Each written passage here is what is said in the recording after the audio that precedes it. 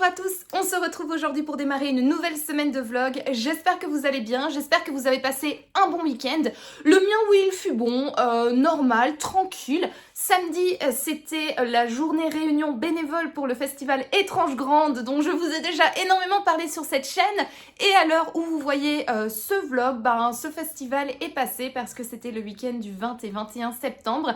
Et écoutez, j'espère que c'était bien. Je pense que oui, parce qu'il y aura des bénévoles quand même du tonnerre, de super bénévoles. Je parle de moi. Et de Sophie aussi, ma copine de book club. Les épilogues de Saw, que vous connaissez bien évidemment très très bien sur cette chaîne. Bref, écoutez, oui, sinon week-end normal. J'ai commencé un nouveau livre que j'ai commencé à vous présenter dans le précédent vlog. Donc si vous ne l'avez pas encore vu, je vous invite bien évidemment à aller le voir. Je vous le mettrai comme d'habitude dans le petit juste ici.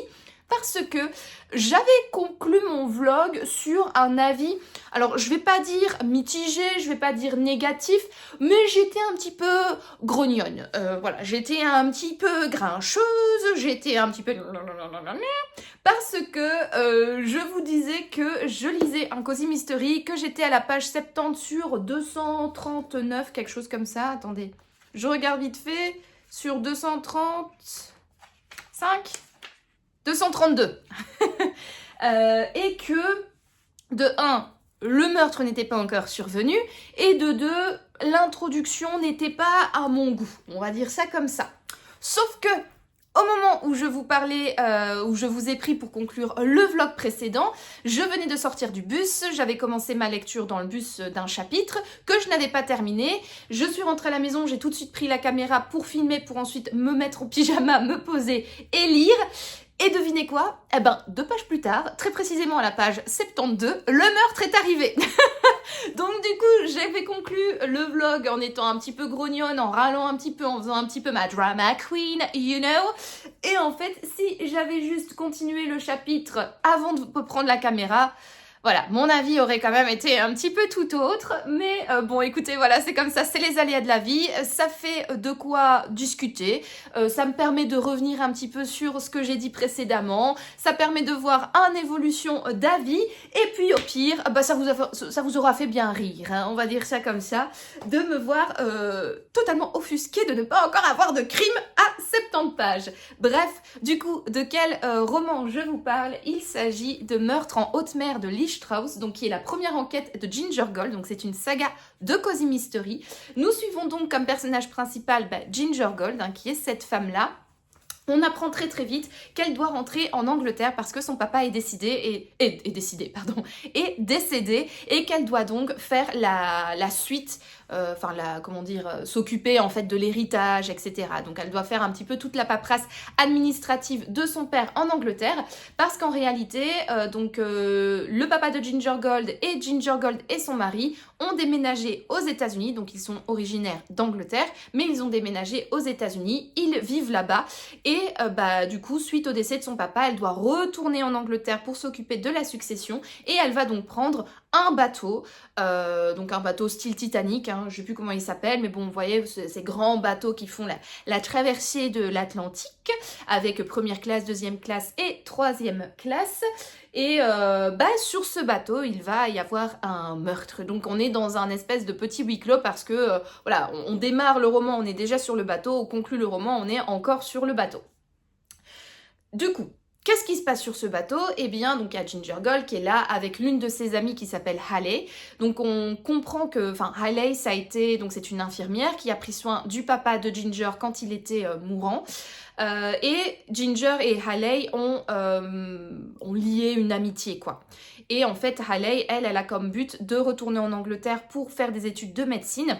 Et donc elle profite un petit peu de ce trajet pour le faire en compagnie de Ginger Gold. Et Ginger avait pas trop envie d'être seule, donc elle a proposé à Haley de l'accompagner, d'être dans la même cabine, enfin bref, etc. Des petites affaires de girls.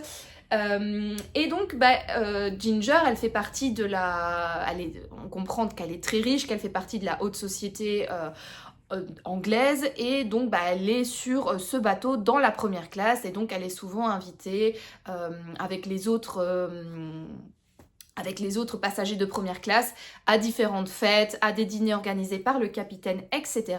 Et c'est justement ce capitaine qui va être retrouvé mort. Donc il va être retrouvé en fait dans la chambre froide dans un tonneau à cornichons. Mais on va vite comprendre qu'en fait il n'a pas été tué là, le corps a été déplacé, etc. Et bien qu'il y ait sur le bateau un inspecteur qui s'appelle Basil Reed, qui fait partie de Scotland Yard, Ginger, elle va quand même mener sa propre enquête également. Elle va mettre son nez un petit peu partout pour essayer de découvrir l'identité du coupable. Voilà un petit peu pour le résumé. Alors, ce que je vous disais dans le précédent vlog, c'était que je trouvais l'introduction à ce Cozy Mystery un petit peu bizarre par rapport aux autres, parce que le personnage de Ginger Gold, on apprend des choses à son sujet. On comprend, donc on sait que son père est décédé. On comprend, après 70 pages, que son mari aussi l'est, mais on va pas vraiment développer sa vie, on va pas vraiment développer qui elle est, enfin voilà, ça reste quand même relativement obscur. On comprend également que Ginger, donc on est ici dans les années 1920, on est après la Première Guerre mondiale, on va vite comprendre que Ginger a travaillé pendant la Première Guerre mondiale en France et qu'il y a vraiment un mystère en fait sur ce travail qu'elle a eu pendant la Première Guerre mondiale. Il y a un mystère également autour de son mari, donc je suppose que il faisait partie peut-être d'un truc secret, d'une organisation secrète d'espionnage, enfin je ne sais pas, mais voilà, c'est une présentation très nébuleuse des personnages. Je pense pas qu'on va en apprendre plus dans la suite de ce roman. Vraiment, je ne crois pas. Et donc, du coup, c'est ça qui est un petit peu particulier, c'est qu'on démarre un Cozy Mystery quand même sur une présentation des personnages principaux qui sont, ou en tout cas le personnage principal, qui est un petit peu sombre. Il y a des non-dits, il y a des choses qui sont cachées intentionnellement de la part de l'autrice, et donc c'est un petit peu curieux en fait de ne pas poser des bases solides dans une introduction d'une saga de Cozy Mystery, quoi. Je trouve ça un peu bizarre. Après, maintenant, j'ai continué le roman. Franchement, c'est un petit peu... maintenant que le meurtre est survenu et que j'ai été contentée, voilà, que ma soif de sang a été rassasiée, je suis un petit peu moins regardante par rapport à cette introduction. Je me dis qu'en fait, l'autrice a voulu faire ça pour nous garder le mystère entier sur plusieurs tomes. J'espère pas des dizaines et des dizaines, hein. J'espère que d'ici le tome 3, voire 4, le mystère aura été résolu. Je sais très bien qu'il ne l'est pas dans le tome 2 parce que j'ai déjà lu en fait la suite qui s'appelle Un squelette dans le placard, si je ne dis pas de bêtises. Bien évidemment, si je dis une bêtise, je corrigerai juste ici, hein. Donc j'ai déjà lu en fait le tome 2 parce qu'à l'époque je pensais que c'était le tome 1, enfin bref. Et donc je sais qu'on n'aborde pas cette question dans le tome 2, donc je suppose que ça va peut-être être abordé dans le tome 3, voire peut-être le tome 4. J'espère ne pas devoir attendre le tome 10, 11, 12 pour avoir une lumière sur cet élément obscur du passé de Ginger, parce que sinon, ce serait un petit peu chiant pour nous. Mais là, en vrai, pour ce premier tome, au début, c'est vrai que j'étais très frustrée. Autant maintenant, je me dis, pourquoi pas, finalement. C'est une bonne entrée en matière, ça nous laisse un petit peu de suspense, ça nous laisse un petit peu languir. Il y a beaucoup d'interrogations, mais finalement, ça fait le taf. Finalement, ça crée une atmosphère particulière, mais qui n'est pas mauvaise, qui n'est pas désagréable, qui n'est pas qui n'est pas dérangeante. Voilà. Sinon, au niveau donc de l'histoire, donc je vous l'ai dit, j'ai bientôt terminé, hein, il me reste une cinquantaine de pages. Je suis à la page 185. Écoutez, c'est vraiment pas mal. Alors, c'est pas une histoire qui casse trois pattes à un canard. On reste quand même dans un Cozy Mystery relativement classique, relativement simple. Il n'y a pas pléthore de personnages. Donc, du coup, le suspect, je pense qu'il ne va pas être sorti d'un chapeau magique de magicien. Je pense qu'il fait partie des personnes que l'on a rencontrées. À voir, parce qu'il y a quand même quelques personnages qui gravitent autour. Mais honnêtement, si c'est eux... Enfin, si c'est l'un d'eux, le coupable, il faudrait vraiment que la conclusion soit hyper satisfaisante pour avoir apporté un élément crédible à cela. Voilà, c'est pas une enquête qui sort des cadres, c'est pas une enquête qui sort de l'ordinaire, c'est très simple, mais Franchement, c'est très agréable à lire. Déjà par le style de l'autrice, c'est fluide, les chapitres sont courts, ça s'enchaîne facilement. Les personnages principaux, donc que ce soit Ginger Gold ou Haley ou bien l'inspecteur Basil Reed, sont vraiment très chouettes. En tout cas, Ginger Gold, elle est hyper pétillante, elle est ultra dynamique, elle est vraiment très chouette à suivre. J'aime bien son caractère, j'aime bien sa manière de penser, j'aime bien sa douceur avec les autres personnages également. C'est très cool. L'époque lors de laquelle se déroule cette enquête est également très chouette. Donc on est dans les années 20, on va suivre des personnes qui viennent d'Amérique où il y a la prohibition. Donc du coup, quand elles sont sur un bateau anglais où l'alcool coule à flot, où elles peuvent se permettre de boire un petit peu de champagne, un petit peu de vin et de l'alcool fort, c'est assez chouette à suivre également. Donc voilà, toute cette atmosphère des années 20, un petit peu, voilà, les années folles, je trouve hyper agréable. C'est un cadre, enfin une période historique assez originale pour un Cozy Mystery, donc ça c'est également très très chouette. L'enquête en elle-même, comme je l'ai dit, est simple, mais on est bien dedans, c'est bien écrit, les éléments s'enchaînent de manière normale. Bon, bien évidemment, il y a des facilités narratives, mais c'est fait pour le bien du lecteur. Franchement, c'est une lecture finalement qui est agréable, qui est chouette, dans laquelle on se sent bien. Je le lis quand même, mine de rien, relativement vite. J'y retourne avec grand plaisir. Donc franchement, la Noémie du dernier vlog, elle est un petit peu moins grincheuse, elle est un petit peu plus élogieuse peut-être par rapport à ce livre-là. Mais vraiment, c'est chouette. Voilà. Donc, si vous avez envie de vous lancer dans cette saga, franchement, moi, je peux que vous recommander. Alors, sachez qu'au début, c'est un petit peu sombre, hein, bien évidemment, hein, comme je vous l'ai dit. Voilà, c'est pas un livre qui va révolutionner le genre, mais pour l'instant, je prends beaucoup de plaisir et je m'interroge vraiment par rapport à l'identité du coupable.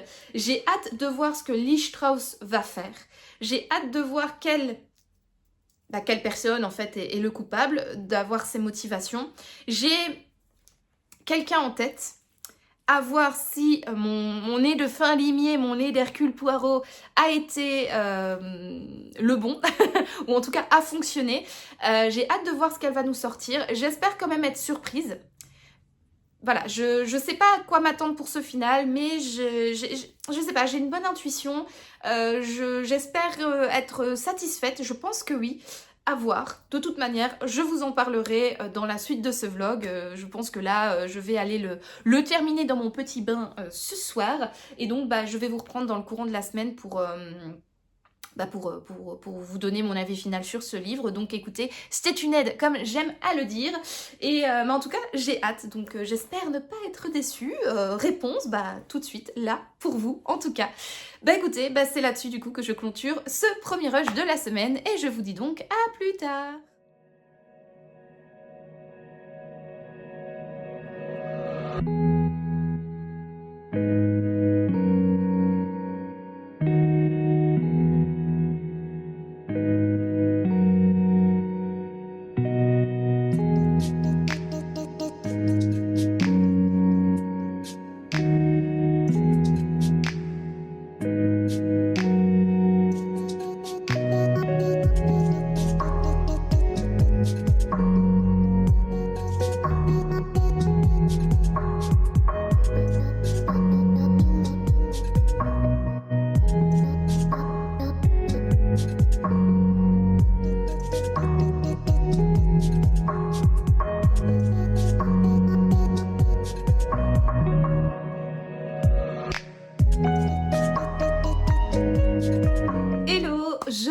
Nous sommes aujourd'hui mercredi, j'ai été faire mon sport, j'ai pris ma douche et j'ai enfilé mon plus confortable, enfin l'un de mes plus confortables petits pulls en pilou. Et du coup, je me suis dit que j'allais vous prendre en vidéo parce que ça faisait longtemps quand même que vous m'aviez plus vu dans une tenue un peu plus chill, un peu plus cocooning, hein, n'est-ce pas? Parce que mine de rien, l'automne approche. J'aime bien l'été, j'aime bien me promener sans veste, en t-shirt, mais c'est vrai que la température automnale avec ces soirées fraîches et le fait qu'on puisse s'envelopper comme ça dans un pull tout doux ou alors dans des sublimes plaids, et vous avez vu mon plaid citrouille, comment il est trop beau. Ah, je suis trop contente. En plus, lui aussi, il est super beau. Tenez, d'ailleurs, je vais le mettre sur mes genoux pour vous faire un petit update lecture parce que j'ai terminé Meurtre en haute mer de Lee Strauss Et finalement, c'était un chouette moment. Alors, c'est pas non plus l'histoire qui casse trois pattes à un canard, c'est pas le Cozy Mystery qui va révolutionner le genre. J'ai trouvé que l'enquête était un petit peu rapide, qu'elle n'était pas vraiment fortement approfondie, on reste relativement en surface. C'est assez facile, c'est assez simple, mais j'ai quand même passé un bon moment. L'identité du coupable, donc du meurtrier, m'a relativement surprise. Alors, Lady Ginger Gold avait plusieurs suspects en vue. On se doutait bien que c'était potentiellement un peu gros pour que ce soit le cas, parce que en fait dans son raisonnement, etc., elle va soupçonner des gens, elle va en parler à sa copine, donc Hailey, si je ne dis pas de bêtises. Ouais, Hailey, je sais pas comment ça se prononce. Elles vont beaucoup en parler entre elles, etc. Elle va partager ses soupçons à Basil Reed, donc l'inspecteur de Scotland Yard. Donc on se doute bien que les personnages sur lesquels elle fait le highlight, ça ne va pas être eux les coupables. Donc ça nous laisse quand même un choix assez limité. Mais finalement, moi j'avoue, je me suis laissée porter et j'ai quand même été relativement surprise par l'identité du coupable, également par ses motivations, etc. Voilà, c'était satisfaisant, donc c'était une chouette lecture, j'ai passé un bon moment. C'était pas révolutionnaire, mais l'héroïne principale, donc Ginger Gold, elle est très pétillante, elle est très dynamique. Je trouve que c'est un chouette personnage à suivre. J'aime bien sa relation avec Hailey, donc son amie qui est infirmière qui veut devenir médecin. J'aime bien également sa relation avec le fameux Basil Reed de Scotland Yard. J'aime bien toujours un peu ces relations où ils vont collaborer, mais où le monsieur ne va pas vouloir que la dame enquête parce que déjà elle n'a rien à faire sur une enquête, mais qui va quand même lui laisser la place parce que on pense potentiellement qu'il pourrait avoir peut-être une petite histoire de rapprochement entre eux. Donc voilà, moi c'est un peu les tropes, c'est un peu les trucs que j'aime bien dans les histoires, dans les Cozy Mystery. Donc franchement, j'ai passé un bon moment. Il y a juste un petit truc qui me frustre à la fin de ce roman, c'est qu'il y a un certain mystère qui flotte autour des personnages principaux, notamment autour de Ginger Gold. Donc je vous en avais déjà parlé, je sais plus si c'était dans le rush précédent ou dans le vlog précédent, mais je trouve qu'on n'introduit pas assez le personnage de Ginger. Je trouve qu'il y a quand même beaucoup de flou autour d'elle. Normalement, dans les premiers tomes de Cozy Mystery, on pose quand même relativement les bases. On présente les personnages, on présente leur passé, on présente un petit peu ce qui leur est arrivé dans un passé assez proche, voire assez lointain, si ça a des conséquences sur leur vie actuelle. Là, en l'occurrence, on apprend très rapidement que son papa est malheureusement décédé. Son mari, on l'apprend au détour d'une conversation, mais ça reste très ambigu. Et on comprend que Ginger, elle a eu un rôle pendant la Première Guerre mondiale en France, mais on ne sait pas lequel. C'est très nébuleux, ce secret autour de ce personnage. Je ne me rappelais plus dans le deuxième tome, donc celui que j'ai lu, que au début j'ai cru que c'était le premier tome, etc. Donc un squelette dans le placard. Ça, j'avoue, je me souviens plus trop si le mystère était un petit peu plus approfondi ou s'il planait. Je crois me souvenir que le mystère plane encore dans ce deuxième tome, mais je pourrais pas m'avancer à 100%. Mais étant donné que voilà, il n'y a pas je me souviens pas de ce qui s'est passé et je pense que vu que le mystère plane, ça doit être quand même un élément important ou en tout cas choquant ou en tout cas mémorable pour que je puisse m'en souvenir. Si je m'étais souvenu qu'elle avait perdu son père, qu'elle avait perdu son mari, normalement cet élément aurait dû également me revenir en mémoire. Donc je crois, on va dire à 80%, que ce n'est pas évoqué dans le second tome. Et donc j'espère que ce mystère autour de Lady Ginger Gold va être résolu ou en tout cas plus approfondi dans le troisième opus de la saga, parce que si on commence à laisser planer ce mystère sur plusieurs tomes, 4, 5, 6, je pense que ça risque de lasser un petit peu le lecteur. Moi en tout cas j'aimerais bien en savoir plus parce que elle parle quand même beaucoup de son passé, elle parle quand même beaucoup de la Première Guerre mondiale. Là on est juste après, enfin juste après, je pense qu'on doit être dans les années 20, quelque chose comme ça. Oui, bah donc juste après, qu'est-ce que je raconte? C'est 14-18, la Première Guerre mondiale. Donc, je sais plus exactement dans quelles années on est, mais je pense que ça doit être dans les années 20, vu la musique dont elle parle. Il y a la prohibition aux États-Unis. Elle a également une tenue, enfin, à chaque fois qu'elle parle de ses tenues et de ses accessoires, ça fait très années 20. Donc, enfin voilà, on n'est pas non plus des années après la guerre, quoi. Et bah voilà, j'espère que ce mystère ne va pas planer trop longtemps, quoi, parce que sinon je risque de me lasser. Moi j'ai envie de savoir quel rôle elle a joué, pardon. Ça a l'air quand même d'être un rôle assez important, comme je l'ai dit, enfin on sait pas, mais on comprend que potentiellement ça aurait pu être une espionne, ou enfin voilà, il s'est passé quelque chose, ça n'a pas l'air anodin, et ben, j'espère le découvrir le plus rapidement possible. Voilà, donc pour mon avis final donc, sur Meurtre en haute mer de Lee Strauss, donc une bonne lecture, pas révolutionnaire, mais qui fait passer un bon moment, et ça, bah, c'est tout ce qu'on demande à nous, les lecteurs. Ensuite, normalement j'ai toujours ce livre à continuer et terminer, mais pour l'instant j'ai pas trop envie de me plonger dans des nouvelles, et normalement je devais me plonger dans un manuscrit que j'ai reçu de la part de la maison d'édition Le Héron d'Argent. Ça fait longtemps que je vous en ai plus parlé, parce que ça fait longtemps que la maison d'édition ne m'a plus envoyé de manuscrit.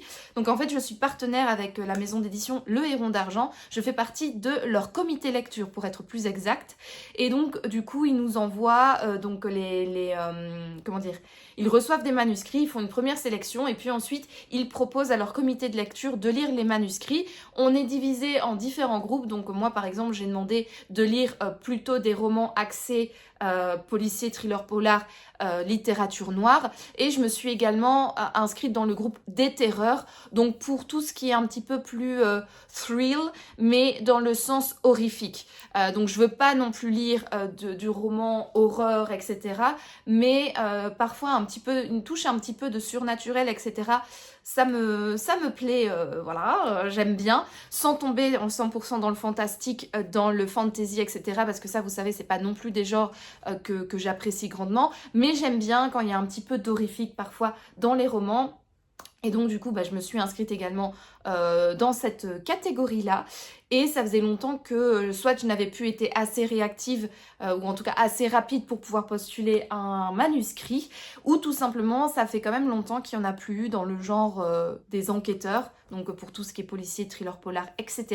Et là, bah, ils en ont sorti quelques-uns dernièrement, donc j'ai postulé pour l'un d'eux, que j'ai reçu début du mois de septembre, donc j'ai jusqu'au 1er octobre pour le lire, et ce sera donc ma prochaine lecture. Mais avant, j'avais envie de me caser un petit roman que j'avais sorti de ma palle. Au moment où j'ai sorti le Lee Strauss, j'hésitais entre deux livres. Et quand j'ai eu fini le Lee Strauss, je me suis dit, bon, avant de lire mon manuscrit, je vais me plonger dans le deuxième livre qui me faisait fortement envie. Et il s'agit d'un livre de Keigo Higashino, Les Doigts Rouges.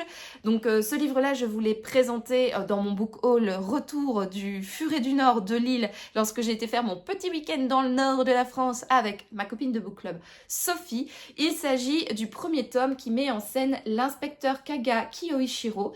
Moi j'avais déjà lu le nouveau, donc qui est le tome 2 de cette saga, qui met de nouveau en scène cet inspecteur qui avait déménagé à Nihonbashi, qui est un quartier de Tokyo, et ça avait été une très bonne lecture, le nouveau.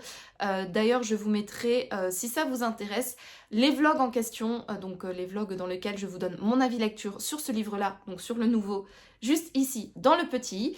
Et j'avais découvert, donc en ajoutant ma lecture sur Livre Addict, que c'était en réalité un tome 2, donc je me suis procuré le tome 1.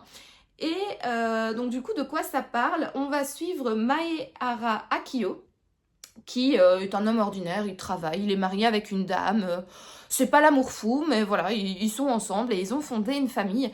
Et un jour, sa femme va l'appeler alors qu'il est au travail et qu'il veut terminer tard. Et elle lui demande de rentrer tout de suite. Et donc lui, il se pose des questions. Pourquoi est-ce que sa femme l'appelle et lui demande de rentrer tout de suite? C'est un petit peu mystérieux. Alors j'ai lu la 4e de couverture, donc je sais pourquoi sa femme lui demande de rentrer plus tôt, mais je n'en suis pas encore à ce moment-là du livre. En tout cas, voilà, sa femme l'a appelé, lui a demandé de rentrer à la maison le plus vite possible, mais on ne sait pas, nous, lecteurs, encore pourquoi. Donc, au niveau de mon résumé, je vais laisser encore un petit peu le suspense planer. C'était juste pour vous présenter du coup ma lecture en cours. Je l'ai commencé ce matin dans le bus et j'ai déjà lu je suis à la page 34, chapitre 4. Et ma foi, c'est avec très grand plaisir que je retrouve la plume de Keigo Higashino. J'avais, donc comme je vous l'ai dit, j'avais beaucoup aimé le nouveau. J'avais trouvé déjà que ce roman, par sa construction narrative, était trop bien. J'avais adoré la plume de l'auteur, je l'avais trouvée extrêmement fluide, extrêmement agréable. Je trouvais qu'elle n'était pas teintée de ce qu'on pourrait en fait attendre d'une plume japonaise.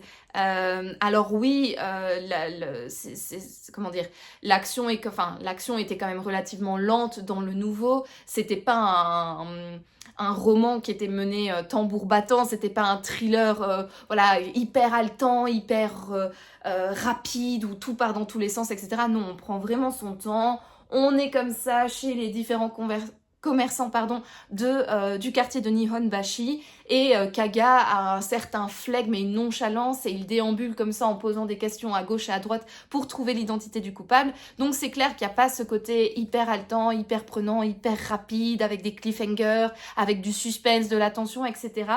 Mais j'avais beaucoup aimé. C'est différent de ce que j'ai pu lire de la longue carrière de lectrice de thriller. C'était vachement différent de ce que j'ai pu lire jusqu'à présent. Et je trouve que sa plume, oui, ce que je disais, elle n'était pas... Quand je parle souvent avec des personnes de la littérature japonaise, c'est tout le temps les mêmes arguments qui reviennent. C'est une plume très poétique, très onirique, très lente, très pudique. Là, c'est clair que si on ne sait pas que l'auteur est japonais, on pourrait croire que c'est un auteur occidental parce qu'il n'y a pas toutes ces caractéristiques qu'on donne d'habitude à la plume japonaise. Et donc, moi, c'est quelque chose qui m'avait beaucoup surpris également. C'est bien de voir que finalement, il y a de tout, en fait, dans la littérature, même dans un pays comme le Japon, où on pourrait avoir tendance à toujours donner les mêmes caractéristiques de plume. Finalement, non, il y a des auteurs qui sortent du lot et qui ont leurs pattes à eux. Et lui, il a une plume très fluide, très agréable, ça se lit bien, ça se lit vite. On est vraiment bien dans un roman. J'ai hâte de le continuer. Et écoutez, moi, c'est ce que je vais faire. Je vais vous laisser, je vais aller me brosser les dents, faire toute ma petite routine skincare du soir. Et puis, je vais me mettre dans mon lit et je vais continuer Les Doigts Rouges de Keigo Higashino. Allez, à plus tard!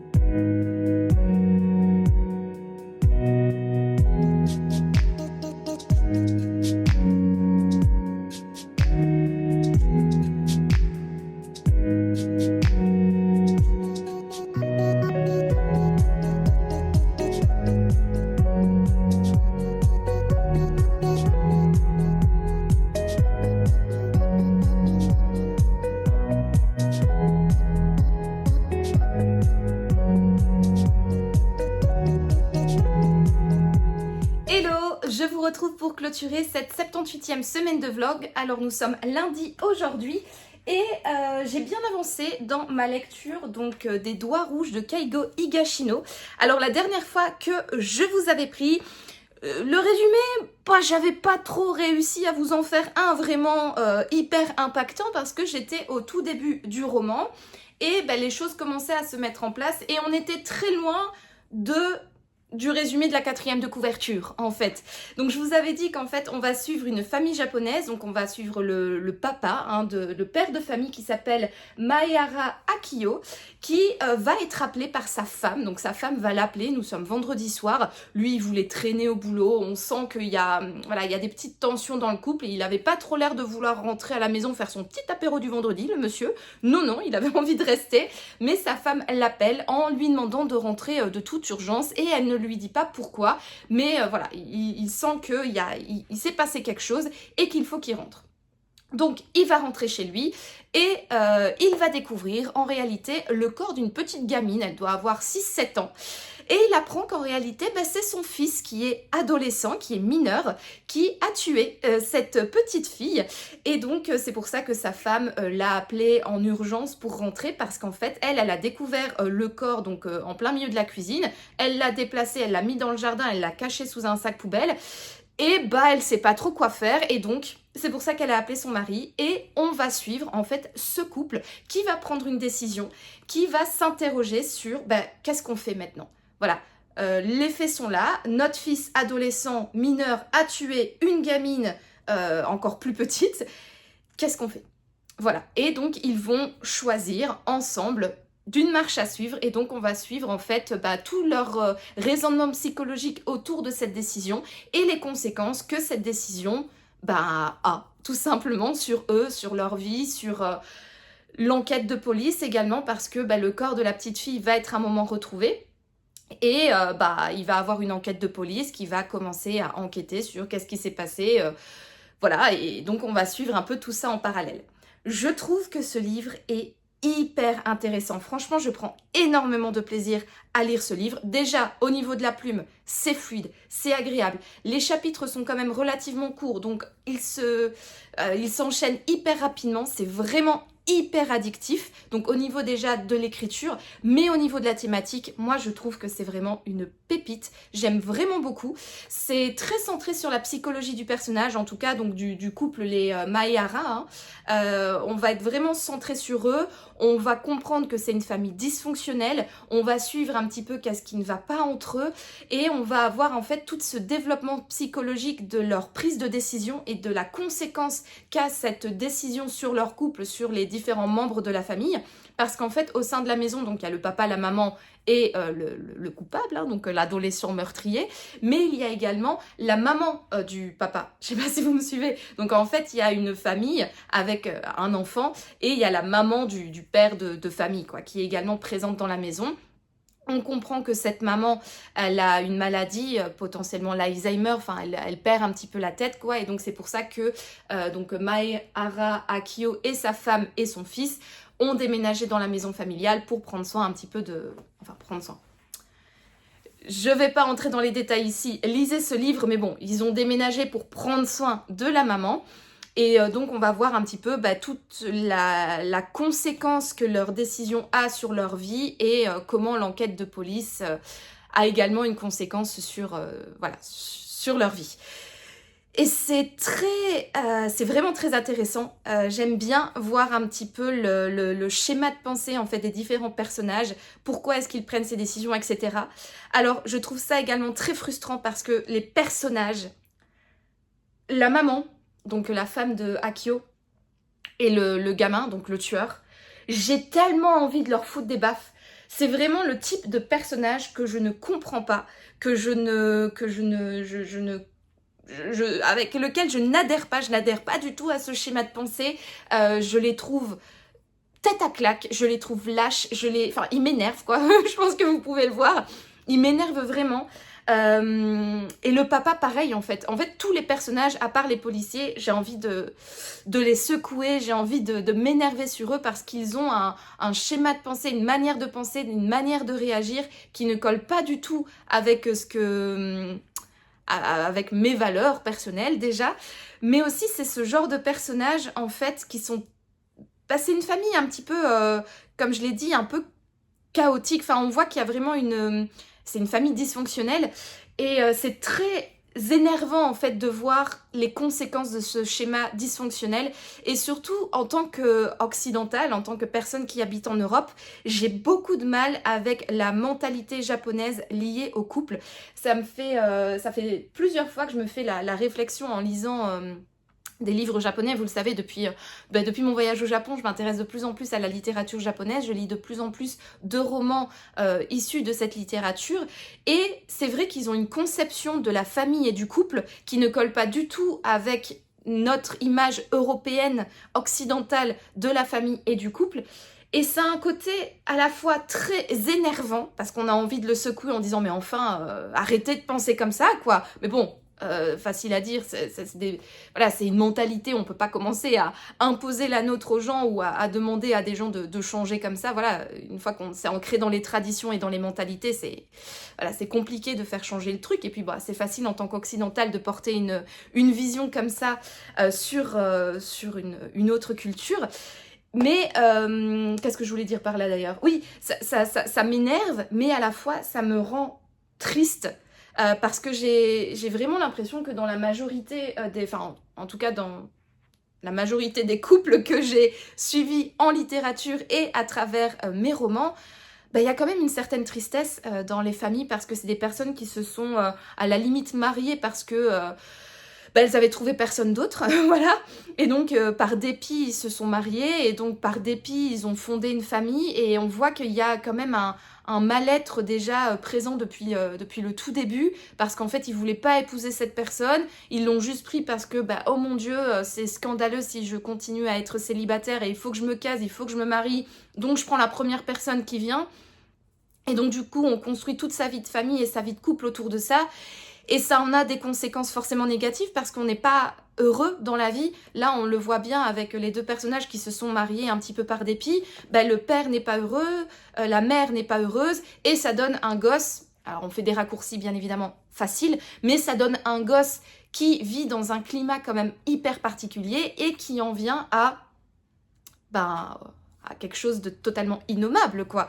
Et voilà, c'est un peu énervant de lire ça, mais je trouve ça hyper intéressant, en fait, du coup, de se plonger dans cette mentalité, de se plonger dans la psychologie des personnages, d'essayer de les comprendre. C'est vraiment très addictif. Et alors, comme je l'ai dit, en parallèle de la famille, donc Maehara, on va suivre Kaga Kiyoichiro, qui est l'enquêteur principal. Il va enquêter avec son cousin, enfin bref, avec un autre personnage, il va faire un duo, et ils vont enquêter sur ce meurtre. Et j'aime beaucoup le personnage de Kaga Kiyoichiro. Je l'avais rencontré pour la première fois dans Le Nouveau qui est en réalité la suite de Les Doigts Rouges. Et j'adore ce personnage parce qu'il est extrêmement flegmatique. Il est un peu... On pourrait croire un petit peu chelou.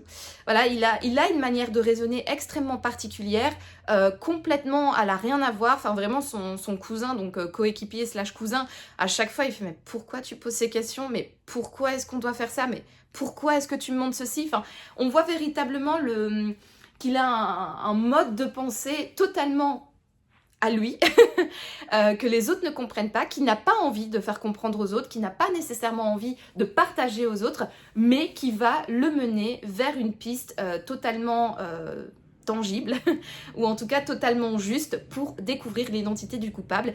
Et donc là, j'en suis véritablement un peu au pseudo-twist, où voilà...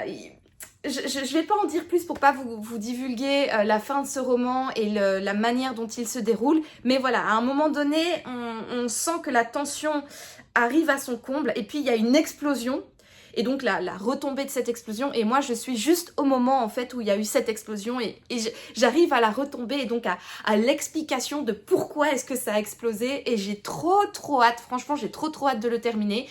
Je pense que ce sera fait ce soir, hein.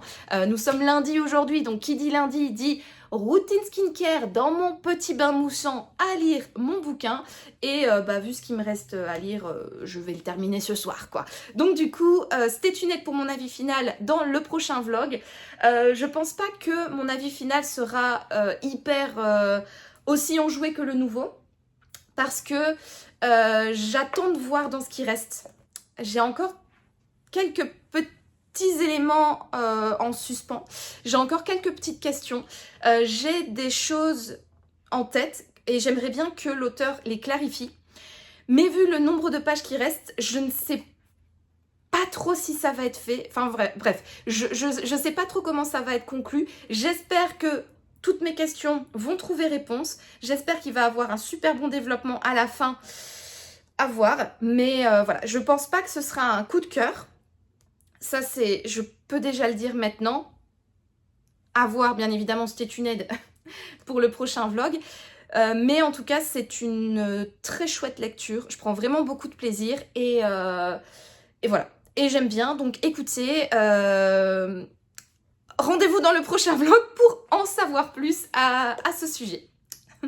Et voilà, c'est là-dessus que je conclus ce 72e vlog. Je vous remercie d'avoir regardé cette vidéo. Si vous l'avez aimé, n'hésitez pas à me mettre un petit pouce bleu pour soutenir la chaîne et également à me mettre un commentaire pour me dire ce que vous en avez pensé. Est-ce que vous avez lu les différents livres que je vous ai présentés dans ce vlog?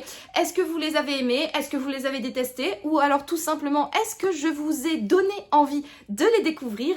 N'hésitez pas également à vous abonner à la chaîne si ce n'est pas encore fait, c'est super sympa pour me soutenir et c'est toujours cool de vous voir de plus en plus nombreux à me suivre, à suivre mes différentes aventures livresques, blabla livresques et parfois même bêtises livresques, hein, parce que oui, je dis parfois des bêtises, je fais parfois un petit peu la faux folle comme ça, mais écoutez, that's me.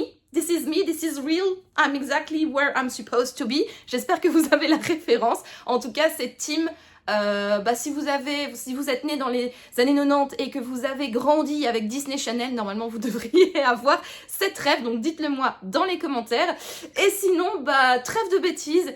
Et avant de vous retrouver dans le prochain vlog, comme d'habitude, moi je vous souhaite de passer une excellente journée, une excellente soirée ou une excellente nuit, hein, peu importe. Et donc je vous dis à bientôt pour de nouvelles aventures / bêtises livresques.